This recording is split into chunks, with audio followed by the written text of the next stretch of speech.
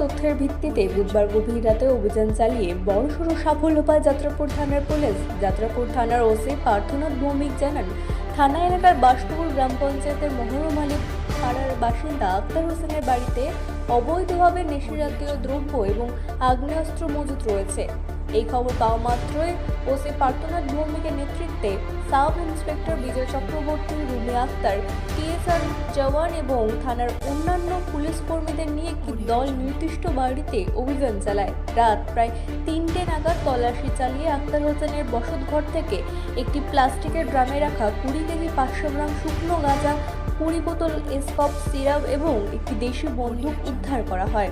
উদ্ধার হওয়া নেশাজাতীয় দ্রব্য এবং আগ্নেয়াস্ত্র বাজেয়াপ্ত করে বাড়ির মালিককে 24 বছর বয়সী আক্তার হোসেনকে গ্রেফতার করে পুলিশ। এই ঘটনাকে কেন্দ্র করে এলাকায় ব্যাপক চাঞ্চল্যের সৃষ্টি হয়েছে। এনডিপিএস আইটেম সাথে একটা দেশি বন্দুক উদ্ধার হয়েছে আপনার থানা এলাকায়, বিষয়টা কি?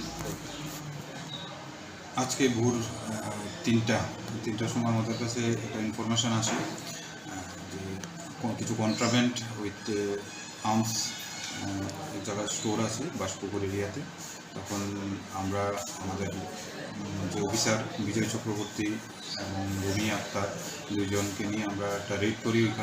ওখানে রেড করে 20 কেজি 500 গ্রাম গাঞ্জা, 20টা কোরিন ফসফেট কফ সিরাপ আর একটা দেশি বন্দুক কান্ট্রিমেড গান পাওয়া যায়। এগুলো আমরা সিজ করি এবং একটা স্পেসিফিক এনডিপিএস কেস রেজিস্টার হতো। গ্রেফতার করা কাউকে সম্ভব? একজন লোক ওই কানেকশনে একজন লোককে আমরা ডিটেন করি, এর বিরুদ্ধে কেস রেজিস্টার হবে এবং এয়ারপোর্টে পাওয়া যাবে। ব্যুরো রিপোর্ট, রাত নিউজ নেটওয়ার্ক।